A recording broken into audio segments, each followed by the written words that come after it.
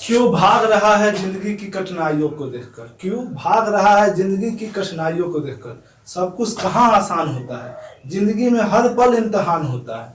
डरने वालों को कुछ नहीं मिलता जिंदगी में, लड़ने वालों के कदमों में सारा जहान होता है। Hello friends, I am Ravi Kumar, you are most welcome in my YouTube channel arts classes. Friends, today our topic is reflexive pronoun. तो दोस्तों, आज हमारा टॉपिक है reflexive pronoun. Friends, previous class में हम इम्फेटिक प्रोनाउन पढ़ चुके थे और इम्फेटिक प्रोनाउन से ही रिलेटेड जो है क्या है वो रिफ्लेक्सिव प्रोनाउन है। तो चलिए दोस्तों, देखते हैं रिफ्लेक्सिव प्रोनाउन के बारे में।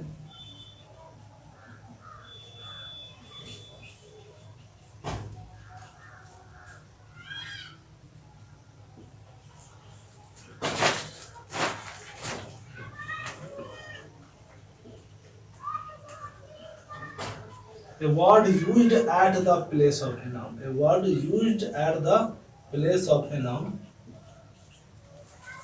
that reflects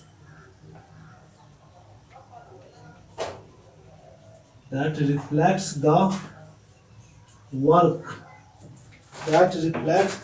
of subject, that reflects the work of subject to the subject is called reflexive pronoun.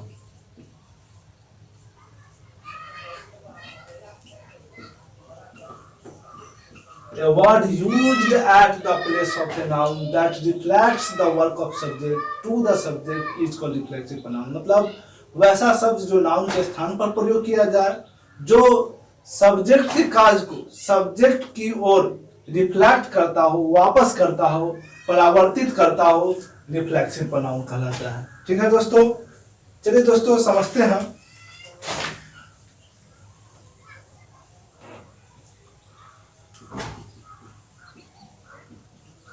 प्रत्येक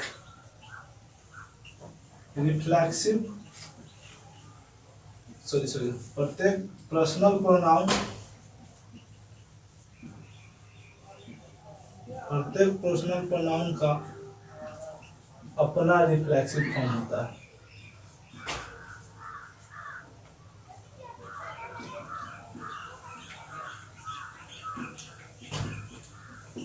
प्रत्येक पर्सनल प्रोनाउन का अपना रिफ्लेक्सिव फॉर्म होता है। As for example personal pronoun का, ठीक है, जैसे आई का माई सेल्फ, वी का आवर सेल्फ्स, यू का योर सेल्फ और योर सेल्फ्स, दे का themselves, he का himself, she का herself, it का itself। चलिए दोस्तों, तो प्रत्येक पर्सनल प्रोनाउन का क्या होता है, अपना रिफ्लेक्सिव प्रोनाउन होता है। जैसे आई का माई सेल्फ, वी का आवर सेल्फ, यू का योर सेल्फ और योर सेल्फ दोनों होता है, क्योंकि यू एक ऐसा वर्ड है जो सिंगुलर और प्लूरल दोनों बनकर आता है। और किसी सेंटेंस में यू सिंगुलर बनकर आए तो उसके लिए रिफ्लेक्सिव फॉर्म योर सेल्फ लेंगे, और यू यदि प्लूरल बनकर आए तो उसके लिए रिफ्लेक्सिव फॉर्म्स क्या लेंगे, योर सेल्फ लेंगे। तो उसी प्रकार दे का देम सेल्फ, ही का हिम सेल्फ, सी का हर सेल्फ, इट का इट सेल्फ। दोस्तों, दूसरे तरीका समझ लेते हैं कि पॉजेसिव एडजेक्टिव प्लस सेल्फ और selves is equal to reflexive pronoun. यानी कि पॉजेसिव एडजेक्टिव में या सेल्फ से जोड़ दिया जाए तो वो रिफ्लेक्सिव प्रोनाउन कहलाएंगे, दोस्तों, अब प्रीवियस क्लास में इम्फेटिक प्रोनाउन पढ़े थे तो सेम फॉर्म्स था, यानी कि आई का माई सेल्फ, वी का आवर सेल्फ, यू का योर सेल्फ, एक्सेट्रा एक्सेट्रा।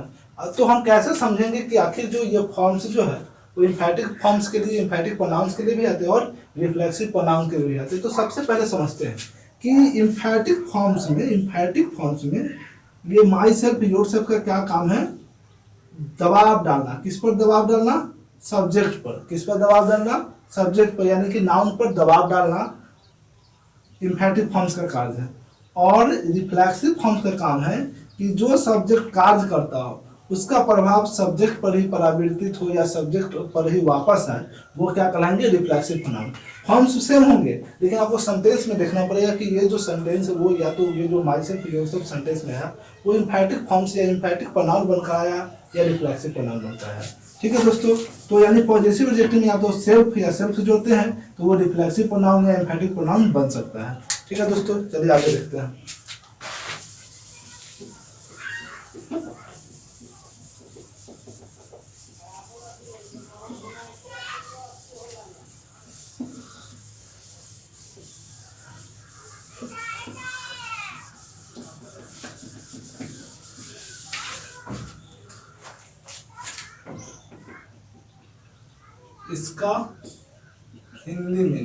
इसका हिंदी मीनिंग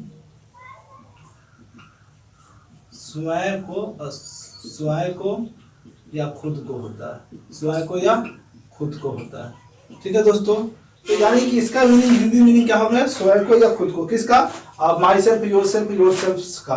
कब, जब ये सेंटेंस में रिफ्लेक्सिव फॉर्म बनकर आएगा। तो यदि ये माई सेल्फ योरसेल्फ योरसेल्फ वगैरह ये सब अगर सेंटेंस में इम्फैटिक फॉर्म्स बनकर आए तो इसका हिंदी मीनिंग होगा स्वयं ही। क्या होगा, स्वयं ही, खुद ही, इटीसी। ठीक है दोस्तों, चलिए एग्जांपल देखते हैं।